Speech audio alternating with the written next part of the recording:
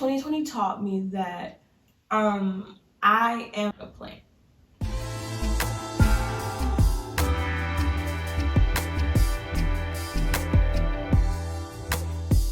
Hey good people, my name is Jada and Jada means wisdom. So thank you so much for walking with wisdom today. If this is your first video, thank you so much for walking with me. And if this is not your first video, thank you for sticking with me on this journey. This video is about me trying to pull the goodness out of 2020. Which is kind of difficult, but it's also a video of me trying to encourage you to do the same. To look back over your 2020, whether you use Snapchat memories or if you wrote it down in a journal as well, just to pull some of the goodness out of 2020 and take it in the goodness, the good parts, okay, into 2021 with you as we go along. So pull some of the lessons that you learned in 2020, the valuable memories that you got to take with you to 2021. So this is my positivity planner. I actually got this for my birthday, January 17th. Mark your calendars, follow me on Instagram for the pictures. But I got this journal planner for my birthday from my great friend, but we kind of went our separate ways when we went to college. But I'm so grateful for her getting me this planner. So this planner, I'll just give you a rundown of what's inside because it's kind of special.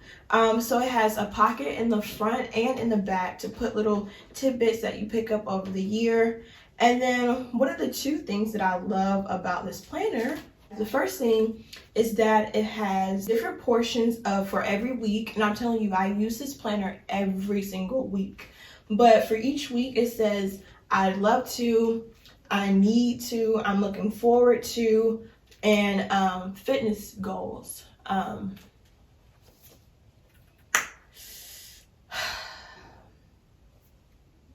gonna be honest with y'all, and let's keep this like between me and you. I did not use the fitness goals portion of this planner very often. I mean, because, okay, I have full intentions to, but I never did. Yeah, okay. I mean, I meant to, but you know, it didn't happen. But on the other side of the planner, it has, I'm grateful for, I enjoyed, I accomplished, and then silver linings and mindful moments. And this is for every single week of this year. And then at the end of the month, it has a portion to jot down whatever you like to. So for me, at the beginning of every new month, I would write a journal entry about the month before. So I just want to share a few of those journal entries, share with you what I learned, what I got out of 2020, and maybe you have similar stories. And if you do, as you watch this video, comment down in the comment section about if you had a similar experience or if you had a similar lesson.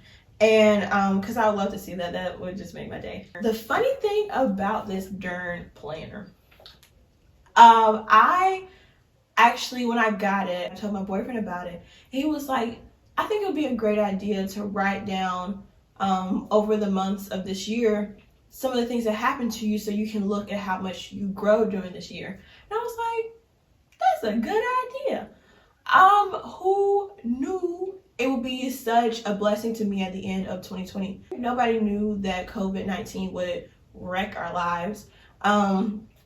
But I'm so glad I documented this year.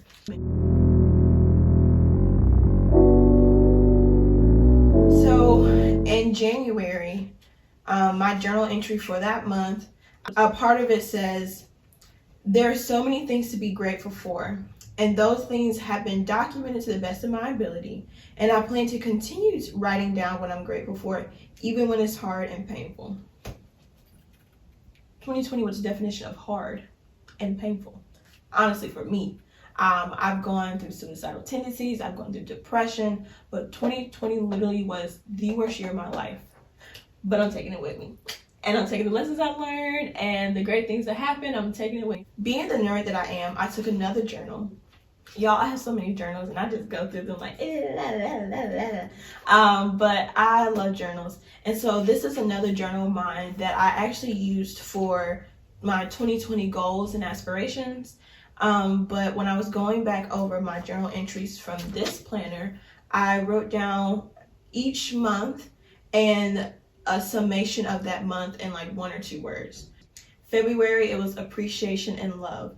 And so for February, I want to read you why I wrote down appreciation and love.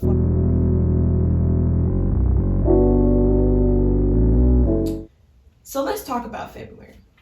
It's the month of love. It's the month of Black history. It's the month of Black love. It's the month of appreciating one's Blackness on an individual level, but also loving one's Blackness on a historical level. It's about appreciating our common struggle and our common triumphs. It's about being our ancestors' crown of glory when what they wore were crowns of thorns. It's about loving our uniqueness, our hair, our body, our scars, our strength, our people. It's about loving each other, loving the things and people that fill you with warmth and joy. Loving the time together, spontaneous moments of enjoyment, and fleeting moments spent together. It's about being grateful for the past, but also being hopeful for the future. Your future, my future, our future, and the incredible feats we will accomplish. This month was about loving Black me, loving who I am, enough to sever ties that were wound so tight around my heart for me to realign my heart to the correct posture. This month was learning to loosen the ties and to heal. Heal for the present, heal for the future, for my future, for our future, as a people, for the people. Caring enough to love, loving enough to care. Just caring and loving in a different way. And then at the end of every month, I wrote what that month taught me. So February taught me how to love my past, how to love me now, and how to love my future. And just for a little bit of context and background about February was the first time ever, even as a senior in high school, Black senior in high school, was the first time that I ever participated in a Black History Month program. My senior class went to the bday museum, and if you don't know about it, honey, look it up. It is so deep, is not even the right word, but it really is kind of the foreshadowing what 2020 was. Learning so much about Black history and the Black struggle and how we triumphed as a people.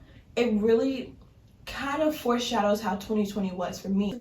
I had to go through the trials and the tribulations to get the strength from those situations. And so when I think about it, that's how 2020 was for me. I went through such a difficult time, especially the first few months of the year. But towards the end, I grew and I got stronger. So that was February. That was what I got out of that month. And when I wrote down, like I said, I wrote down appreciation and love. So I learned to appreciate myself, appreciate my Blackness, and just love.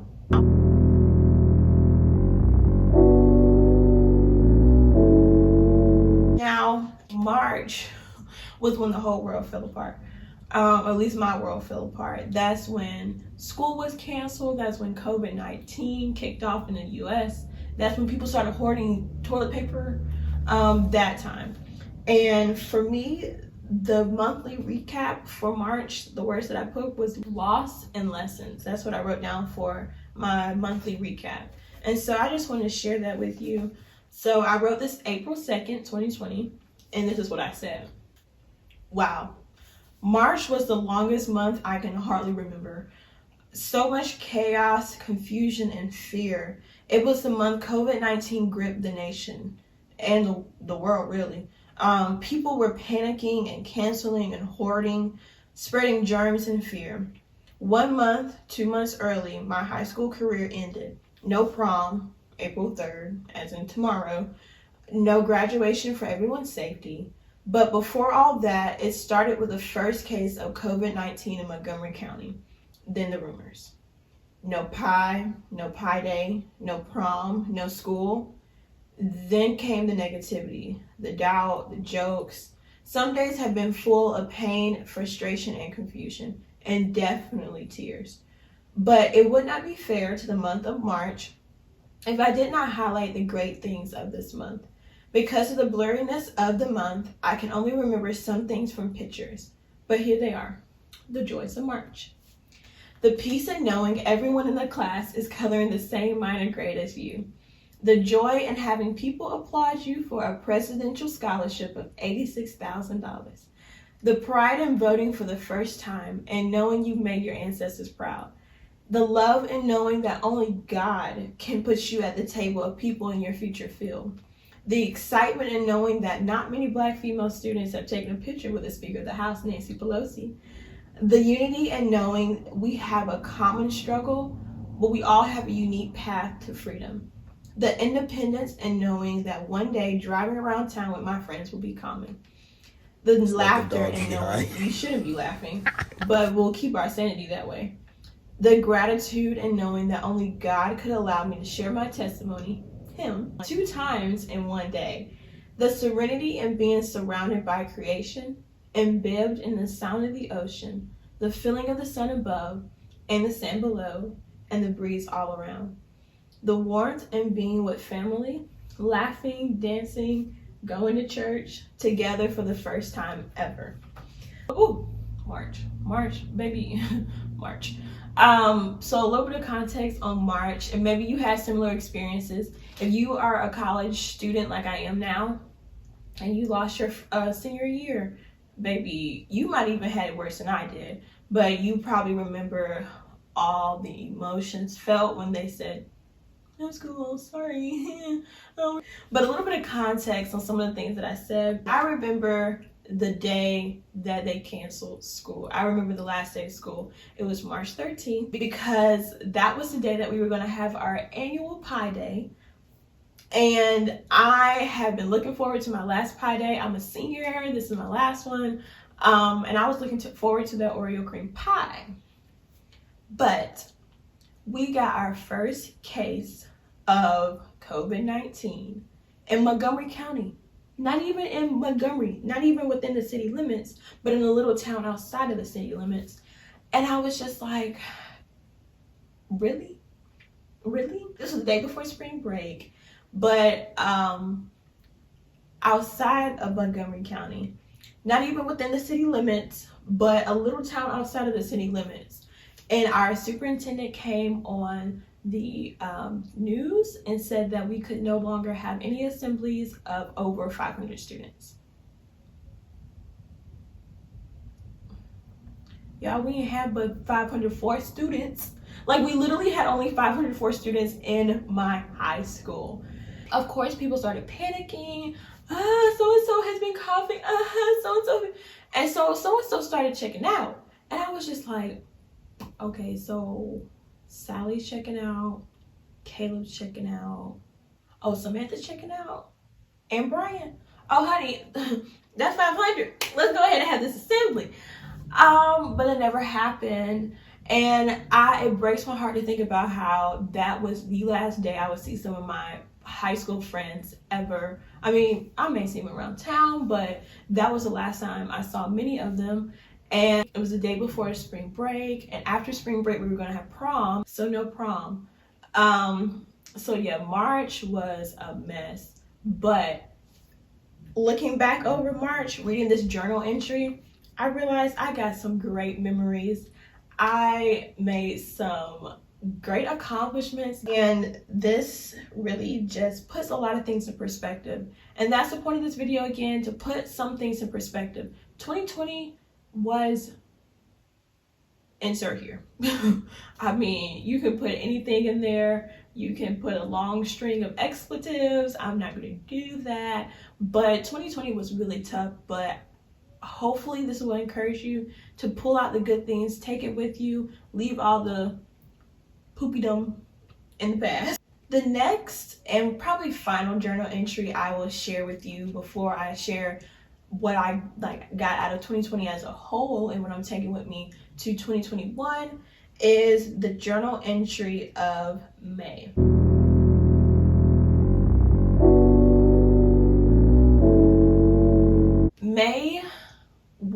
May 19th was the day that I was supposed to graduate from high school.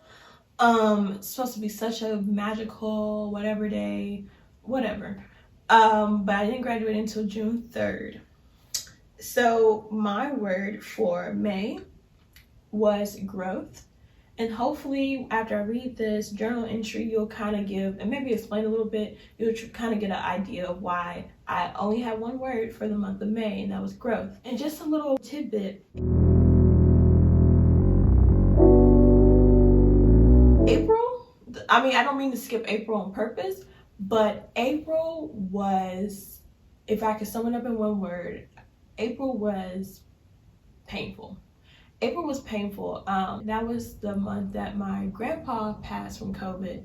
We never got to go to his funeral, and so it was just a really painful experience. So please don't think that 2020 for me was just peaches and cream and roses and ponies, because it wasn't. So a lot of 2020 was painful, but from those painful moments we do grow. And that's how we got May, and May was full of growth. So let me share with you what I got out of May. So I wrote this June 5th, and it says, I'm finally getting around to writing this. So much is going on, but that will be saved for my June review. And let me tell you about June.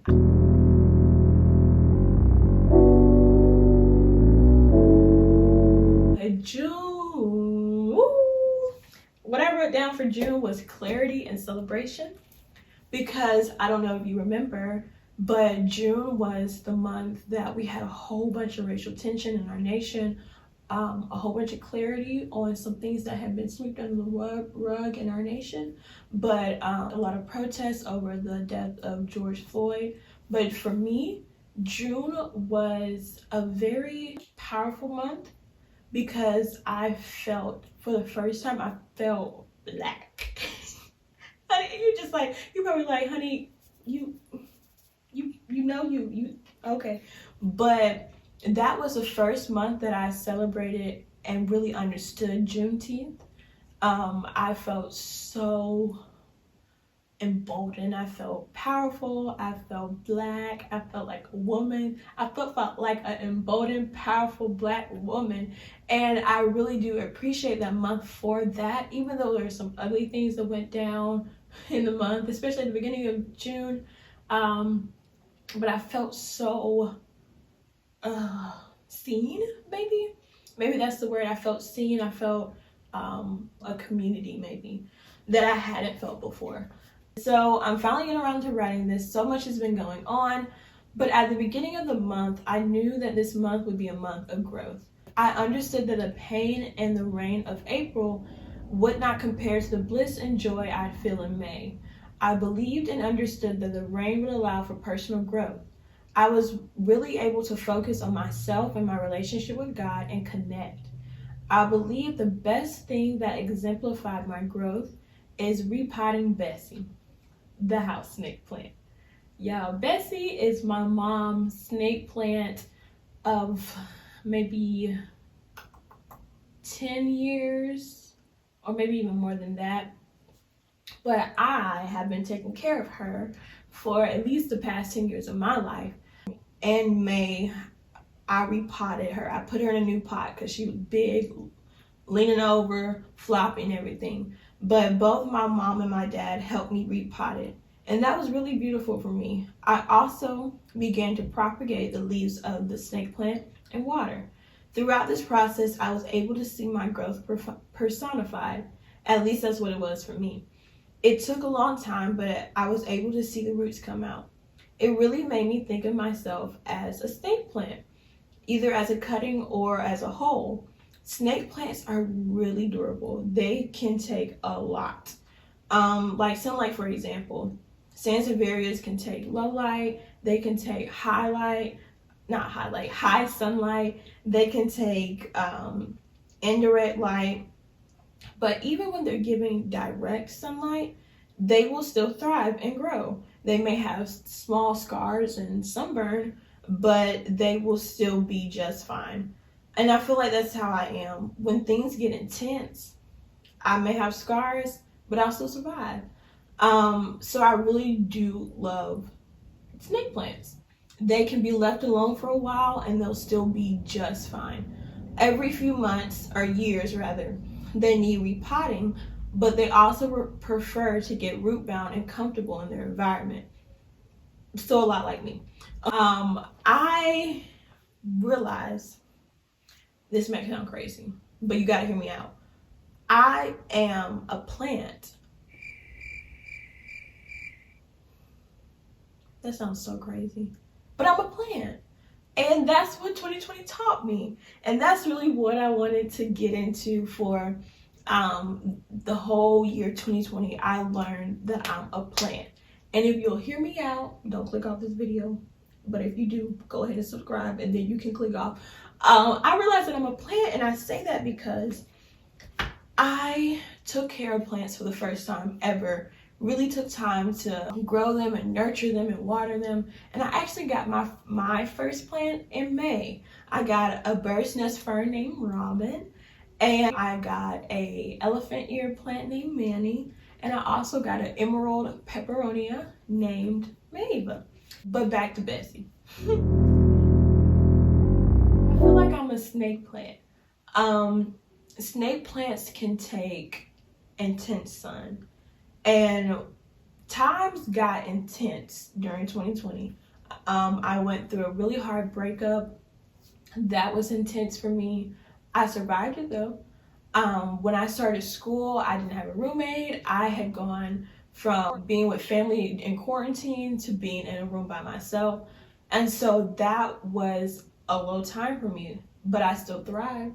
And so I feel like when stuff gets intense, when the light gets low, I still am able to thrive. That's what I learned about myself in 2020, that when things get intense and even when things get dark, I can still grow and I can still thrive. I may have scars from intense times, but I'm still able to grow and learn from those experiences.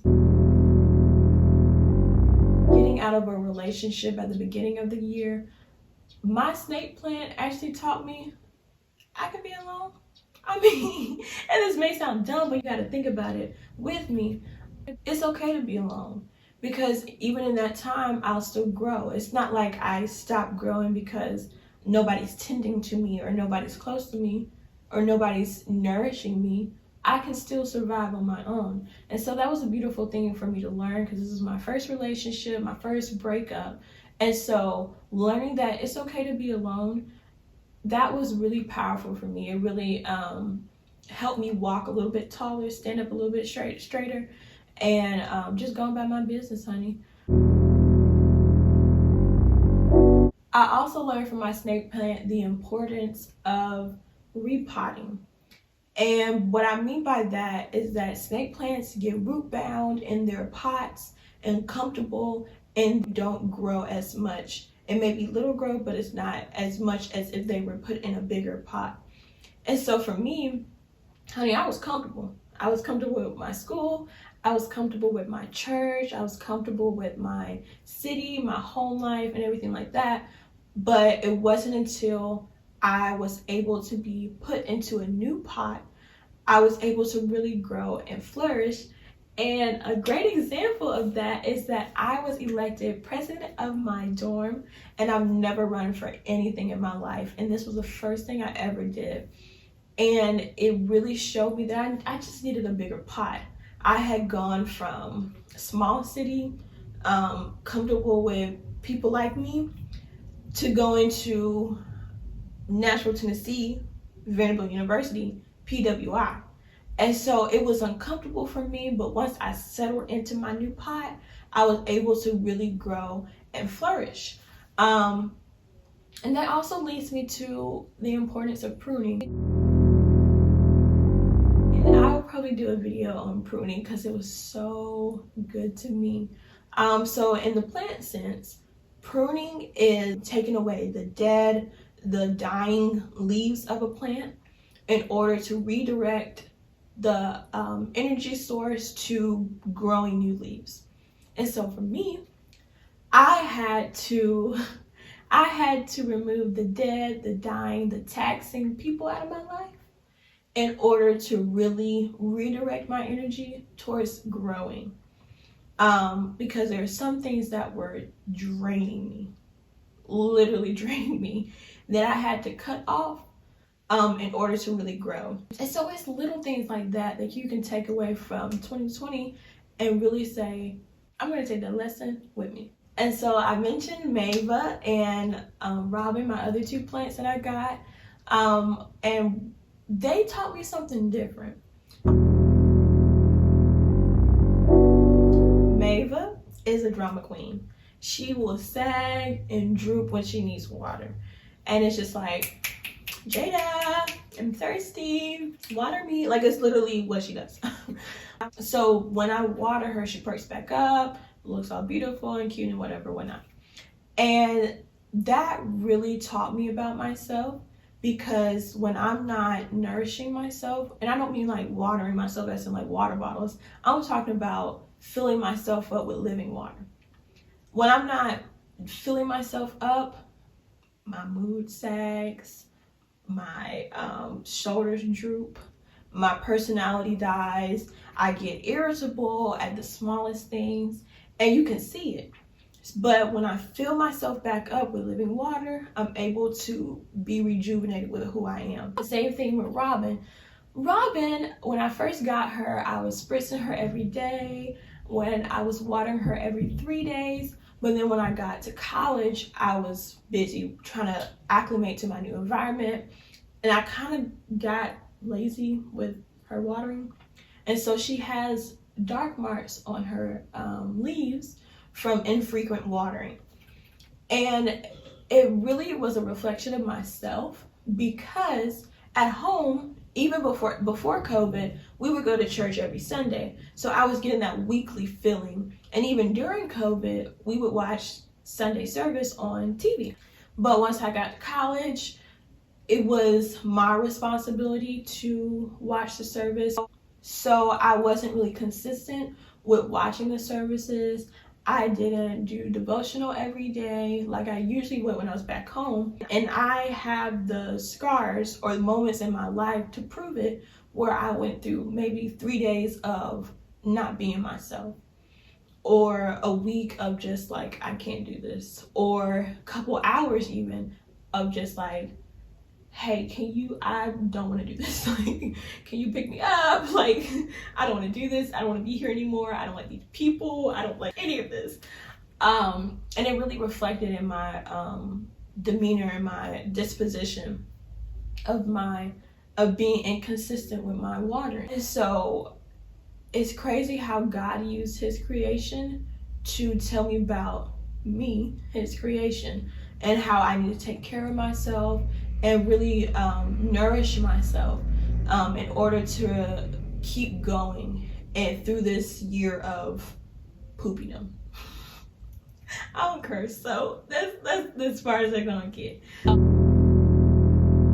I also mentioned my elephant ear plant, Manny, and this was probably the most valuable lesson that I learned out of all my plants. Like I said, I am a plant. But the most valuable lesson I learned from my elephant ear plant is about being patient in the growing season.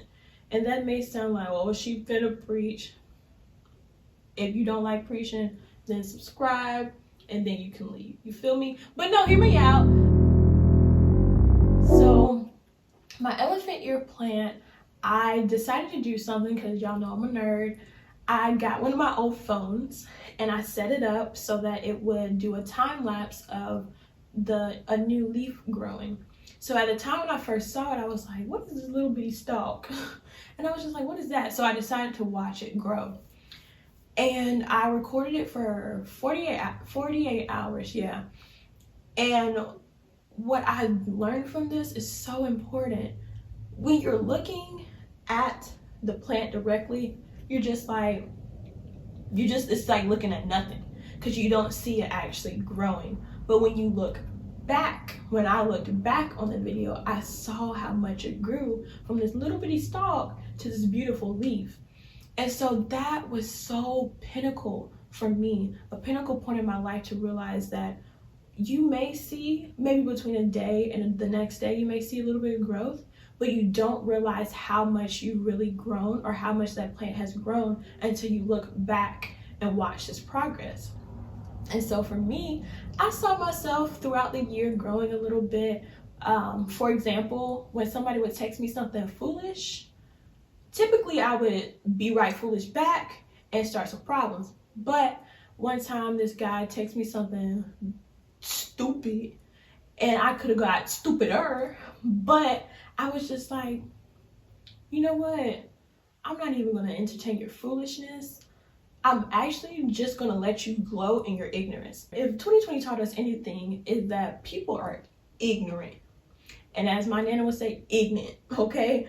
People are ignorant. And instead of entertaining their foolishness, I learned to just let them glow in their ignorance and then go about my business, because we're not going to get anywhere. So when I look back over the video, I realized how much it grew. And that's the same thing I'm doing with this journal, is when I look back over my journal entries, I'm seeing how much I progressed to who I am right now. And looking at it directly, I might not have seen that growth. I'm so glad that I documented the things that I went through so I can see how much I've grown over the year. And so maybe you have too. Maybe if you look back over some old text threads or Twitter posts or Snapchat memories, maybe you'll see how much you've grown over the year. And because some people are not into journaling. My mom, she's not into journaling. She's like, why would I waste time sitting down writing what? And I mean, I get that, but so if that's not your thing, maybe track other ways of growth. Ask your parents, your siblings, your friends how if they've seen you grow over the past year. And so that's really all I have for this video. I hope you can look back over 2020 and pull out the goodness. I like to say, you know how diamonds are formed under pressure and gold is refined in the fire? Sift through the ashes of 2020, find the gems, and treasure those things in your heart, in your mind, because there are a lot of things that happen and you can pull from under pressure. And there are a lot of things that were refined in you because of the fiery times in 2020. Grab those gems, grab those precious things and take them with you to 2020. Don't leave them in the ashes, take them with you. I really hope that you can look back and say, I did learn about some things during 2020. And if you have, please comment them. I love to see them. But yeah, that's it. Thank you so much for watching this video. Please like and comment if you like this video, and if you loved it or you love me, please subscribe, check out some of my other videos, and I hope to see you in my next one. Until then, remember to always walk with wisdom today and always. Bye.